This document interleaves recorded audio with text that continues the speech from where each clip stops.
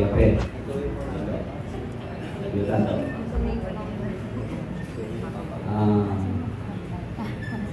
Ang share ko sa inyo, yung parents ko,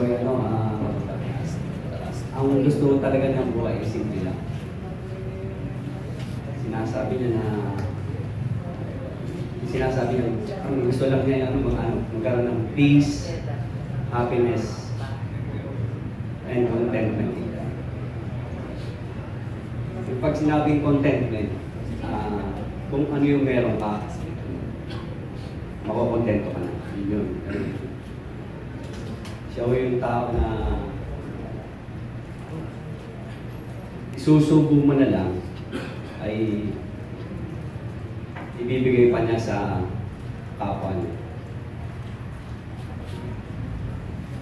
Hindi ito, yung halimbawa, pagdating sa pagkain, hindi mapili kung ano lang yung pagkain niya nandiyan.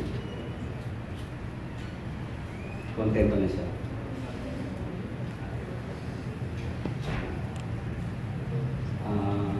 Kahit ito sa mga sa pananamit, lang mo siya, yung basta meron lang nasusuot.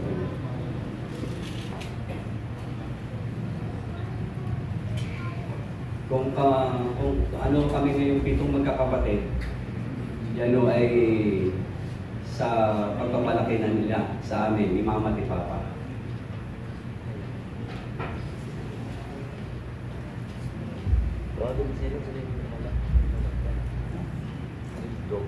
Sa hirap po, kahit nung mahirap, pinilit niyo kami na mag-aral sa mga private school kami, 7 kami na lalaki.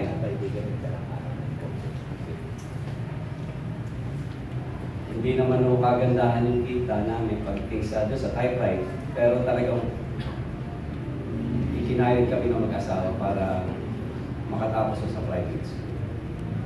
Hanggang matapos din ang college. So, ang aming buhay. Simple lang. Hindi ho si Papa, si Mama, hindi sila nagbenta ng mga kung ano yung lupa na meron kami para lang